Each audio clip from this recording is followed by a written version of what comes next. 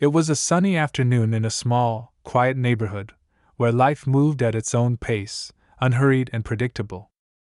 The kind of place where everyone knew everyone else, where gossip spread faster than news, and where people often judged others by what they saw on the surface. It was in this neighborhood, with its picket fences and trimmed lawns, that a man named Peter lived.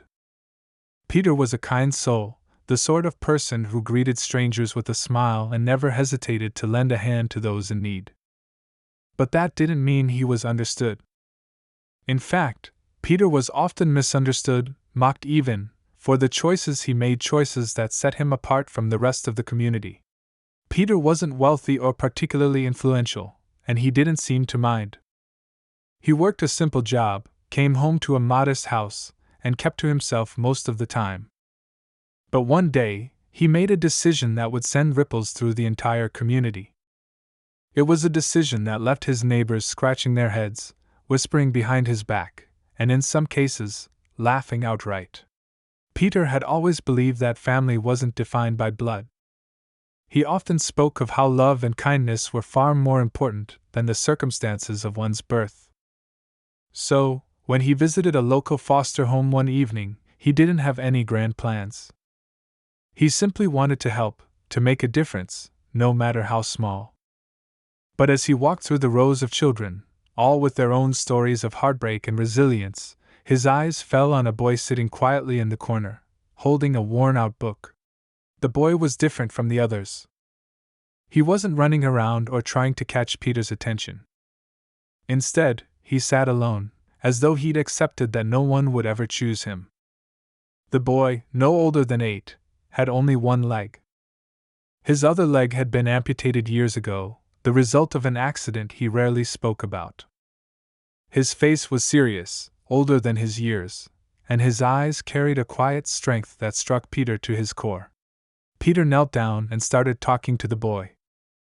The boy looked up cautiously, his guard clearly up. "What's your name?" Peter asked gently. The boy hesitated before answering, his voice barely above a whisper. They talked for a while, and though the boy spoke little, Peter could sense the weight of his loneliness. By the time Peter left the foster home that evening, he knew he couldn't walk away. This boy needed someone, and Peter was determined to be that someone. When Peter announced his decision to adopt the boy, the neighborhood's reaction was swift and cutting. People couldn't understand why a single man with limited resources would take on such a responsibility, especially for a child with so many challenges. "What's he thinking?" they said. "He's setting himself up for failure." Some were more cruel, openly laughing and suggesting that Peter was seeking attention or had lost his mind. But Peter didn't care about the whispers or the laughter. He was focused on giving this boy, his son, a home where he would feel safe, valued, and loved. The adoption process wasn't easy. There were interviews, home visits, and countless forms to fill out. At times, it felt like the system itself was questioning whether Peter was capable of providing a good life for the boy. But Peter never wavered. He fought through every challenge with determination, and eventually he brought his son home. The first few weeks were tough. The boy was quiet, hesitant to trust, and often stared out the window as if waiting for something or someone to take him away again. Peter gave him space but made sure the boy knew he wasn't alone. They started with small moments, sharing meals, playing simple games, and reading together before bed. Slowly, the boy began to open up. He started asking questions, smiling more often, and even laughing at Peter's terrible jokes. Peter had always known that being a father wouldn't be easy, but he hadn't realized just how much joy it would bring him. Every milestone felt like a victory: the first time his son called him Dad, the first time they cooked pancakes together, and the first time the boy confidently hopped on his crutches and declared he didn't need help anymore. Still, the judgment from the outside world didn't go away. The neighbors continued to stare and gossip, especially when Peter signed the boy up for soccer. "How is a kid with one leg going to play soccer?" they sneered. "He's just setting him up for disappointment." Peter ignored them. He had seen his son's determination, and he wasn't about to let anyone tell him what he could or couldn't do. The first practice was a mix of excitement and nerves. The other kids looked at the boy with curiosity, and some parents exchanged doubtful glances. But Peter stood on the sidelines, cheering loudly every time his son made an effort. The coach, to his credit, treated the boy like any other player, pushing him to give his best. By the end of the season, the boy wasn't just playing, he was thriving. He had learned to use his crutches in ways that surprised everyone, zipping across the field with speed and agility that left the other players scrambling to keep you peed out. One evening, as Peter and his son walked home from practice, something happened that would change everything. They were crossing the street when a car came speeding around the corner, out of control. Without thinking, the boy acted. Using his crutches, he pushed a younger child out of the way, taking the brunt of the collision himself. The impact sent him tumbling to the ground, and for a moment, everything seemed to freeze. Peter's heart stopped as he ran to his son's side, terrified of what he might find. The boy was injured, but he was conscious, his face pale but determined. "Is the little kid okay?" he asked, his voice trembling. Peter nodded, tears streaming down his face as he held his son close. The story of the boy's bravery spread quickly, and for the first time, the neighborhood saw him and Peter in a different light. People who had once laughed now approached them with admiration, offering words of support and kindness. But Peter didn't care about their opinions. He only cared about his son, who had shown the world what true courage looked like. As the boy recovered, he and Peter grew even closer. They talked late into the night about dreams and fears, about what it meant to be a family. The boy began to believe in himself in ways he never had before, and Peter watched with pride as his son's confidence grew. But their journey was far from over. Just when it seemed like life was settling into a happy rhythm, an unexpected challenge emerged, one that would test their bond and their resilience in ways they couldn't have imagined. And it was in facing this challenge that Peter and his son would prove, once and for all, that love and determination could overcome anything. As the days turned into weeks, Peter and his son settled back into their routine. The accident had left its mark, but the boy's spirit was as unshaken as ever.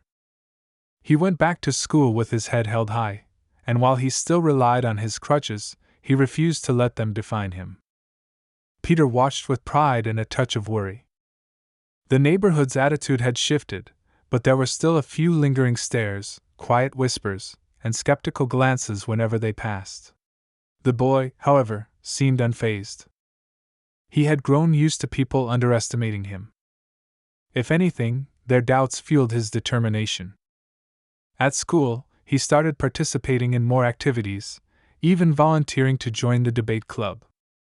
He didn't always win, but his sharp mind and unshakable resolve earned him respect from classmates who had once ignored him. Slowly but surely, the boy was carving out a place for himself in a world that hadn't made it easy for him. At home, things were warm and steady. Peter had grown used to hearing the boy's laughter echo through the house, a sound that filled the once quiet rooms with life. They spent their evenings together, cooking, watching old movies, or working on school projects. But there were moments when Peter caught his son staring out the window, lost in thought, his face clouded with something unspoken. Peter didn't push. He knew that healing, emotional and otherwise, wasn't something that could be rushed out. One evening, while they were cleaning up after dinner, the boy finally spoke about what was on his mind. "Dad," he said softly, his voice hesitant. "Do you think people will ever stop looking at me like I don't belong?" Peter paused, setting down the dish he was drying. He crouched to meet his son's eyes, his expression serious yet gentle. "People will always have their opinions," he said carefully. "But what matters is how you see yourself. You belong anywhere you want to be, and anyone who can't see that doesn't deserve your time." The boy nodded slowly, his face thoughtful. It wasn't the answer he had hoped for, but it was the truth, and he appreciated that Peter never sugarcoated things. They finished cleaning in silence, but the air between them felt lighter, as if the simple act of sharing had lifted a weight off the boy's shoulders. Not long after, Peter received a call from the school. The principal wanted to meet with him to discuss an incident. Peter's heart sank as he drove to the school, his mind racing with worry. When he arrived, he found his son sitting in the office, his crutches leaning against the chair. His face was calm, but Peter could tell from the way he gripped the edge of the seat that he was nervous. The principal explained that there had been a confrontation on the playground. A group of older kids had been mocking another student, a younger boy who had trouble reading.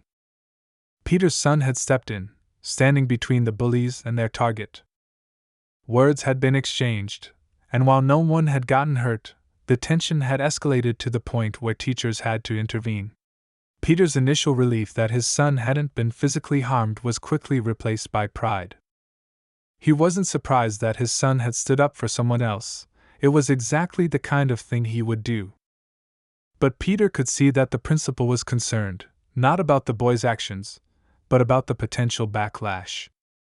Some parents might not be happy, she warned. You know how people can be. Peter nodded, thanking her for the update before taking his son home. In the car, he glanced at the boy through the rearview mirror. You want to tell me what happened? He asked gently. The boy hesitated, then shrugged. They were being mean. I couldn't just stand there. Peter smiled. I know. And I'm proud of you. But you have to be careful. Standing up for what's right is important, but some people don't like being challenged. You've got to pick your battles. The boy nodded, but Peter could see that he was still wrestling with something. When they got home, Peter decided not to push further, trusting that his son would come to him when he was ready. Over the next few weeks, things seemed to return to normal. The boy threw himself into his activities, and Peter continued to cheer him on from the sidelines. But beneath the surface, there were signs that something wasn't quite right. The boy was quieter than usual, often retreating to his room after school. Peter assumed he was tired or busy with homework, but a nagging feeling told him there was more to it. One afternoon, Peter came home early and found his son in the backyard, practicing soccer drills. It wasn't unusual, he often used the makeshift goal Peter had set up, but something about the way he moved caught Peter's attention. There was a fierceness to his kicks, a determination that seemed almost desperate. Peter watched for a while before stepping outside. Everything okay, buddy? He asked casually, leaning against the doorframe. The boy paused, wiping sweat from his brow. I'm fine, he said, but his tone was clipped, defensive. Peter didn't press. He simply sat on the porch steps, watching as his son continued to practice. Eventually, the boy stopped and sat down next to him, his shoulders slumping. Why does it feel like no matter what I do, people still see me as the kid with one leg? He asked quietly. Peter's heart ached at the question. He wanted to tell his son that the world would eventually see him for who he was, but he knew it wasn't that simple. Because people are quick to judge, he said after a moment. It's easier for them to label you than to take the time to understand you. But you can't let their labels define you. You're so much more than they'll ever see. The boy nodded, but Peter could see the frustration in his eyes. He knew it would take more than words to convince his son of his worth. A few days later, Peter was surprised when his son announced that he wanted to enter a regional science competition. It was an ambitious project, requiring weeks of preparation and meticulous work, but Peter could see the spark of excitement in his son's eyes. He encouraged him wholeheartedly, promising to help however he could. The boy threw himself into the project, spending hours researching, experimenting, and troubleshooting. Peter often found him at the kitchen table, surrounded by papers and tools, his face a mix of concentration and determination. It was during one of these late-night sessions that the boy finally opened up about what had been bothering him. Sometimes I feel like I have to prove myself every day, he admitted, not looking up from his work. Like I have to be better than everyone else just to be seen as normal. Peter's chest tightened at the words. He walked over and placed a hand on his son's shoulder. You don't have to prove anything to anyone, he said firmly. You're amazing just as you are. But if this is something you want to do, I'll be right here, cheering you on.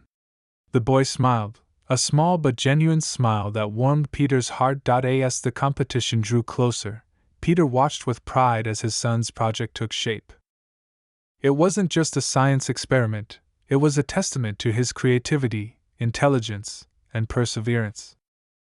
The night before the competition, they stayed up late putting the finishing touches on the presentation. You nervous? Peter asked as they cleaned up. A little, the boy admitted. But I'm excited too. Peter smiled. Good. That means you care. Just remember, no matter what happens tomorrow, you've already won in my eyes. The boy nodded, his face serious but determined. The next day, as they arrived at the competition venue, Peter couldn't help but feel a swell of pride. His son had come so far, overcoming obstacles that would have crushed others. But as they walked into the hall, Peter noticed the skeptical looks from some of the other participants and their parents. He could tell they were sizing up the boy, dismissing him before he'd even had a chance to present. Peter's jaw tightened, but he said nothing. He knew his son didn't need him to fight this battle. He had already learned how to stand tall, even in the face of doubt. As the boy took his place among the competitors, Peter watched from the sidelines, his heart pounding with a mix of nerves and anticipation. This was a moment that could change everything. But what happened next was something neither of them could have predicted. The boy stood at his assigned station, carefully setting up his project. Around him, other kids adjusted their displays, some with sleek, high-tech presentations that looked intimidating. The room buzzed with nervous energy, parents and judges walking from station to station, scribbling notes and asking questions. Peter stayed near the back, giving his son space but keeping him in sight. He could see the boy's hands trembling slightly as he adjusted a piece of equipment. Still, his expression was calm, focused. When the judges approached, Peter held his breath. There were three of them: an older woman with sharp eyes, a man in a crisp suit, and a younger woman who carried a tablet, typing as they walked. They stopped at the boy's station, scanning the display before glancing at him expectantly. The boy took a deep breath and began explaining his project, his voice steady but soft at first. As he spoke, his confidence grew. He outlined the problem he had chosen to solve, his method of research, and the steps he had taken to develop his solution. He even demonstrated a working prototype, a small, intricate device that had taken him weeks to perfect. The judges listened closely, occasionally asking questions. The older woman nodded, her expression thoughtful, while the man in the suit seemed skeptical. The younger woman typed furiously, her eyes darting between the boy and his display. Peter could tell his son was holding his own, but he also noticed a few of the other kids whispering nearby, pointing at the boy and his crutches. One of them, a taller boy with a polished-looking project, snickered loud enough for Peter to hear. Peter's fists clenched, but he forced himself to stay put. This was his son's moment, and he wasn't going to let anyone ruin it. When the judges moved on, the boy let out a shaky breath, glancing toward Peter. Peter gave him a thumbs up, smiling to show his support. But he could see the doubt creeping into his son's eyes, the familiar weight of wondering if he had done enough. Peter walked over, placing a reassuring hand on his shoulder. "You did great," he said quietly. "No matter what happens, I'm proud of you." The boy nodded, but his jaw was set, his determination unshaken.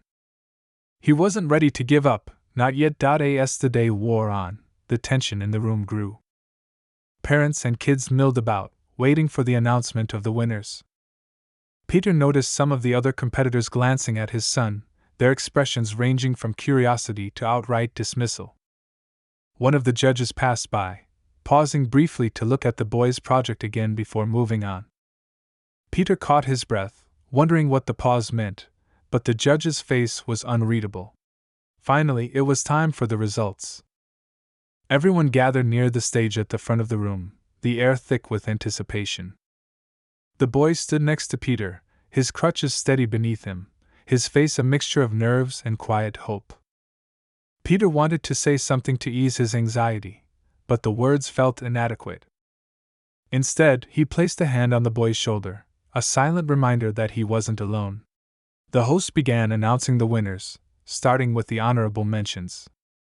As each name was called, the recipients stepped forward to accept their ribbons, their parents beaming with pride. Peter could feel his son growing tenser with each name, his grip tightening on his crutches. When they reached the top 3, the room fell silent. The host called the third-place winner, and a murmur rippled through the crowd as a girl with an elaborate robotics project stepped forward. Second place went to the taller boy who had mocked Peter's son earlier. He walked up to the stage with a smug grin, glancing briefly in their direction as if to gloat. Peter's son didn't react, his face calm but his eyes sharp, focused.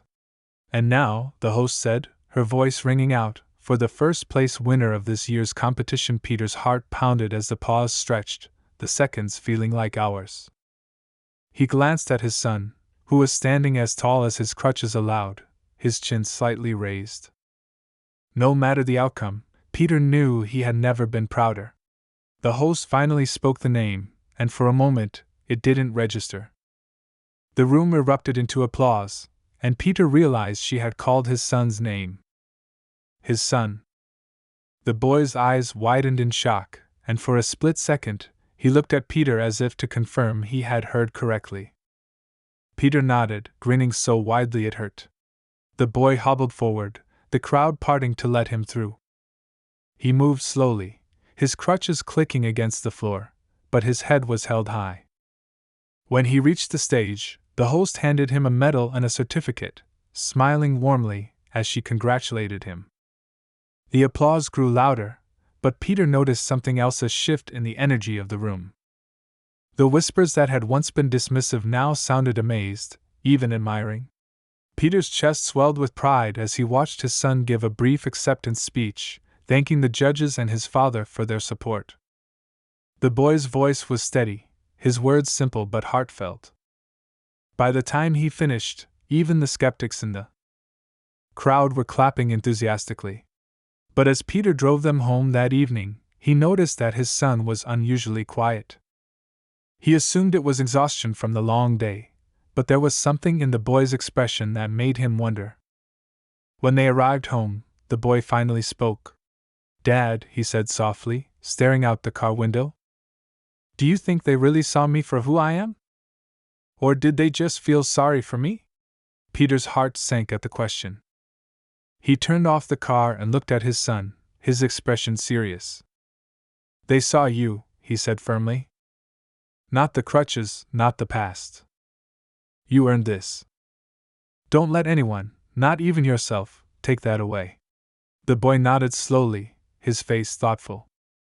Peter knew the doubt wouldn't disappear overnight, but he hoped his words would plant a seed of confidence that would grow with time. That night, as they sat together looking at the medal, the boy's smile returned, small but genuine. Peter could see the wheels turning in his mind, already planning his next challenge. For the first time in a long while, the boy seemed at peace, his spirit as unbroken as ever. The next few weeks passed in a blur of routine. The boy's win at the competition brought him a surge of attention, with teachers, classmates, and even local reporters reaching out to praise his achievement. Peter watched with quiet pride as his son handled the newfound recognition with humility, though he could tell it was a bit overwhelming for the boy. Invitations to present his project at other events started trickling in, and while the boy was hesitant at first, Peter encouraged him to step out of his comfort zone. One afternoon, as Peter returned from work, he found the boy in the living room, deep in conversation with a woman he didn't recognize. She was dressed in a sharp suit and carried an air of authority. Papers and a tablet were spread out on the coffee table. Peter's instinctive wariness kicked in, and he cleared his throat to announce his presence. The woman stood and introduced herself as a representative from a prestigious science academy. She explained that she had seen the boy's work at the competition and was impressed by his ingenuity. She then dropped a bombshell, The academy wanted to offer the boy a scholarship to join their advanced program. It was an opportunity of a lifetime, a chance to work with top scientists and access resources beyond anything they could have imagined. Peter felt a swell of pride but noticed the boy's expression. He wasn't smiling. Instead, he looked uncertain, even uneasy. After the woman left, Peter sat with his son to discuss the offer. The boy was quiet for a long time before he finally spoke. "It sounds amazing, but what if I don't belong there? What if they're only interested in me because of the attention from the competition?" Peter shook his head firmly. "They're interested because of your talent, not the attention. You've worked hard to get here. Don't let doubt hold you back." The boy nodded slowly but didn't look entirely convinced. Peter decided to give him time to process, knowing this was a decision he couldn't push him into. A week later, as the boy prepared for a presentation at another event, Peter noticed something odd. The project equipment, always meticulously maintained, wasn't functioning properly. The boy frowned, adjusting the wires and recalibrating the device, but nothing seemed to work. It was unlike him to make such a mistake. Peter offered to help, but the boy shook his head, determined to fix it himself. That night, Peter overheard a conversation on the boy's phone. He wasn't one to eavesdrop, but something in his son's tone, low and tense, caught his attention. The boy was speaking to someone, explaining that he wouldn't back down. "I don't care what you say," he whispered. "I'm not quitting." Peter's heart raced. Who was the boy talking to? He waited until the boy hung up before casually asking about the call. The boy hesitated, then admitted that someone from school had been bothering him since the competition, accusing him of cheating. Peter's protective instincts flared, but the boy begged him not to get involved. "I can handle it," he said, his voice firm. "They're just trying to mess with me." Peter wasn't so sure. He started noticing little things: a stranger lingering outside the house, a threatening note left in the mailbox. It was clear that someone was trying to intimidate the boy, to shake his confidence. Peter's worry deepened, but he didn't want to burden his son with his fears. The breaking point came during the boy's next big presentation. The auditorium was packed, with students, parents, and even some local officials in attendance. As the boy stood to present his work, the projector suddenly flickered off. There was a moment of confusion before someone in the audience laughed, a loud, mocking sound that sent a ripple through the room. Peter's stomach dropped as he saw the boy freeze, his confidence visibly shaken. But then, something remarkable happened.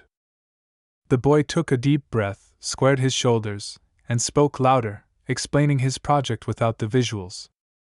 He didn't falter, didn't let the interruption derail him.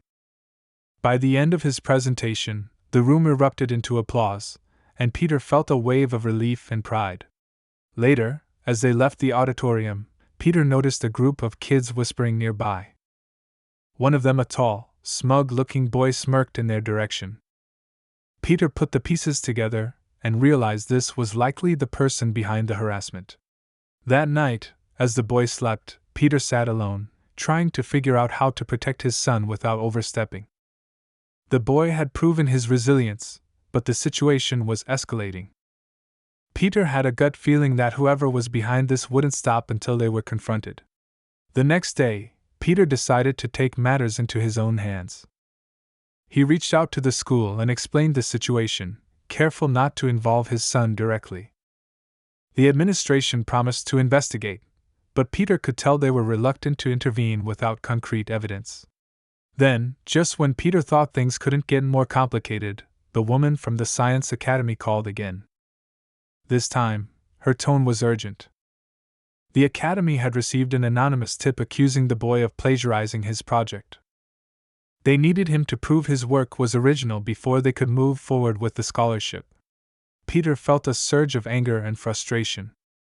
It was clear someone was trying to sabotage his son, but he didn't know who or why.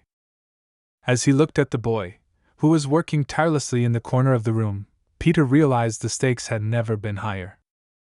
This wasn't just about a scholarship, or a competition. It was about protecting his son's integrity and proving to the world what he was capable of.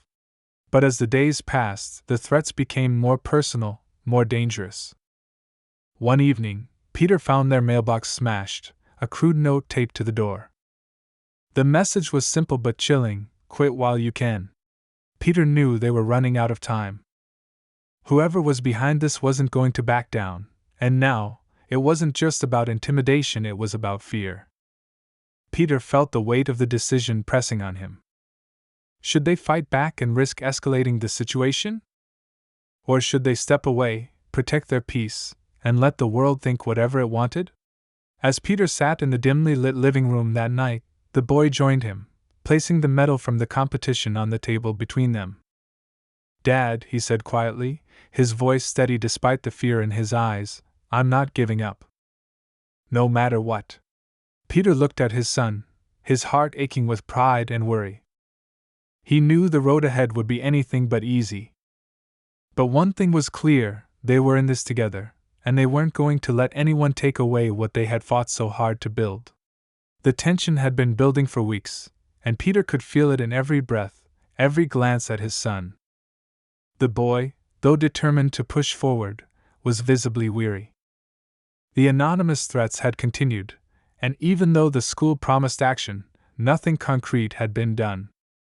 Peter had done everything he could to shield his son from the worst of it, but the situation was taking its toll.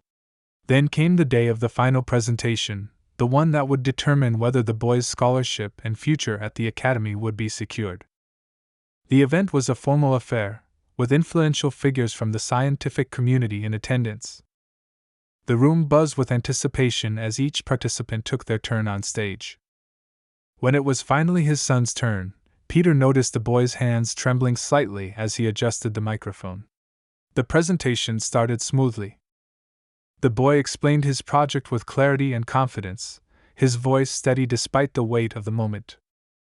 Peter watched, pride swelling in his chest, but he couldn't shake the nagging feeling that something was about to go wrong. Sure enough, as the boy neared the end of his demonstration, a voice called out from the audience, sharp and accusatory. "This is a lie." The room fell silent, all eyes turning toward the source of the interruption. It was the same smug boy Peter had seen whispering at the last event, now standing with a mocking grin on his face. He claimed the boy had stolen the design from an obscure online forum and demanded proof of originality. Gasps rippled through the audience, and Peter's heart sank. The boy's face turned pale, but he didn't back down. With a steady voice, the boy calmly addressed the room. "I'll prove it," he said. He walked to the computer connected to the projector and pulled up a series of design files and logs, meticulously timestamped and saved. He explained how each step of the project had come together, showing drafts, failed attempts, and revisions. By the time he finished, the room was silent again, but this time it was out of all. The smug boy tried to interject, but a senior scientist on the panel cut him off, asking for security to escort him out. "False accusations have no place here," the scientist said firmly, his voice carrying the authority of someone who wasn't to be questioned. The audience erupted into applause, and the boy stood there, looking stunned but relieved. Peter thought the worst was over, but then something unexpected happened. As the boy began packing up his equipment, the scientist approached the stage, an unusual expression on his face. "There's one more thing," he said, addressing the room. He revealed that the Academy had conducted its own investigation into the anonymous tip that had accused the boy of plagiarism. They had traced it back to the same group of kids who had been harassing him all along. But there was more. One of the group's parents, an influential figure in the local business community, had been quietly funding their efforts to sabotage the boy. The revelation sent shockwaves through the room. Reporters in the audience scrambled to take notes, and the boy's tormentors, now exposed, were quickly ushered out. Peter felt a mix of anger and relief. The truth was finally out, but the fact that adults had been involved in targeting his son left him shaken. As the event concluded, The boy was awarded not only the scholarship but also a special commendation for resilience in the face of adversity. The audience gave him a standing ovation, and for the first time in weeks, Peter saw his son smile a real, unguarded smile. But the day held one final twist.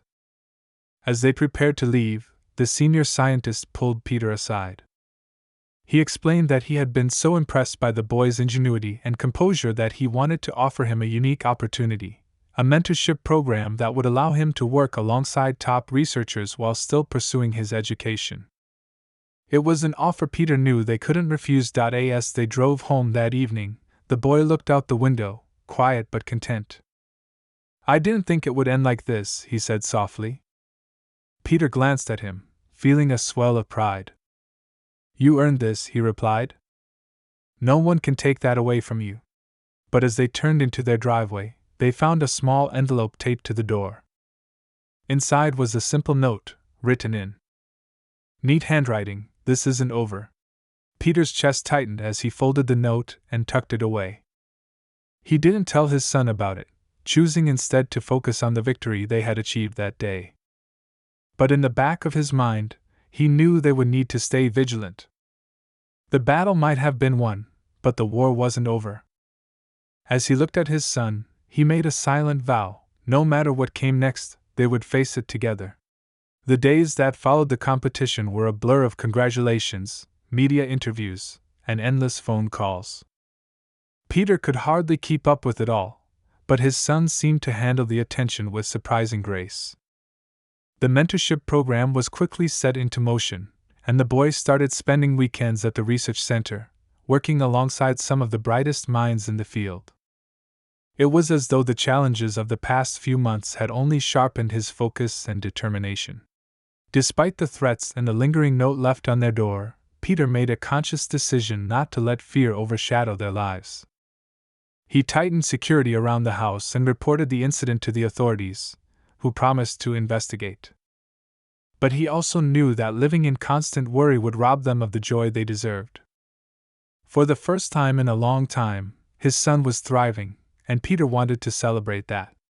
The boy poured himself into his new work, learning things that most kids his age could only dream of. His mentors marveled at his ability to think outside the box and tackle problems with a fresh perspective. Slowly but surely, the trauma of the bullying and sabotage began to fade into the background. At school, the other students seemed to realize that he wasn't someone to mess with anymore. The truth about the orchestrated harassment had spread, and the individuals responsible faced serious consequences. The ringleaders were expelled, and their parents were forced to issue public apologies. One afternoon, as they sat in the backyard, Peter noticed his son staring off into the distance. "What's on your mind?" he asked, handing him a glass of lemonade. The boy shrugged but then smiled.